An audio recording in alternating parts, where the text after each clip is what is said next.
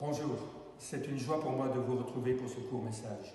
Nous entrons maintenant dans une nouvelle phase de notre combat contre le coronavirus, la phase du confinement.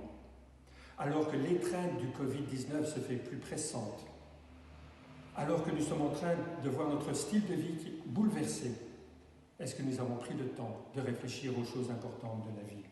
Avec Myriam, mon épouse, on remarquait ce matin qu'il y avait 2 médicaments dont on allait tomber à court.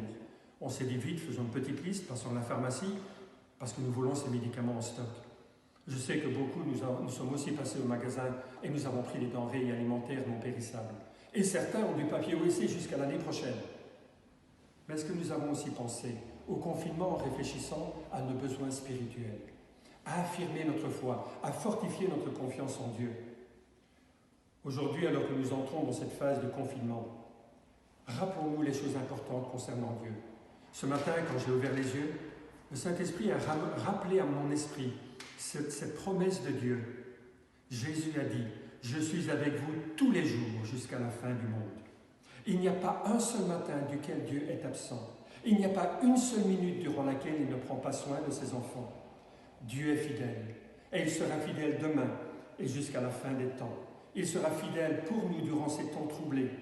Notre tâche, notre responsabilité, c'est de marcher avec Dieu, de lui être fidèle, de lui faire confiance.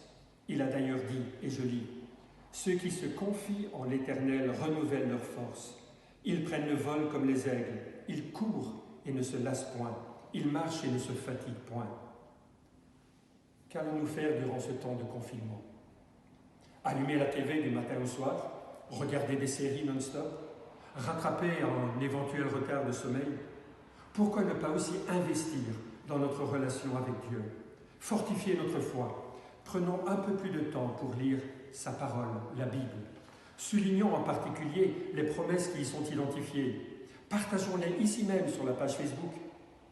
Prenons un peu de temps pour prier et communier avec Dieu. Prions en ces temps difficiles pour nos gouvernants, pour tous les acteurs du monde médical, pour ceux qui sont affectés personnellement, soit par la maladie, soit par un décès, économiquement. Prions les uns pour les autres durant ce temps. Lisons un bon livre édifiant. Vous savez que nos bonnes librairies chrétiennes continuent à expédier les commandes que nous faisons. Nous allons poster quelques références, quelques adresses de bonnes librairies chrétiennes. Je souligne d'ailleurs que BLF a toujours des super promos qui sont en route. Écoutons des chants qui nous encouragent, des chants chrétiens. Ce matin, il y en a un en particulier qui m'a fait beaucoup de bien. Je vais aussi poster pour vous le lien pour ce chant. Partagez aussi les chants qui vous encouragent. Prions les uns pour les autres, suivons les directives du gouvernement, mais avant toute chose, mettons notre confiance en Dieu. Il est notre Dieu, il est notre secours. Je vous dis à dimanche pour notre culte, que le Seigneur vous bénisse d'ici là. Au revoir.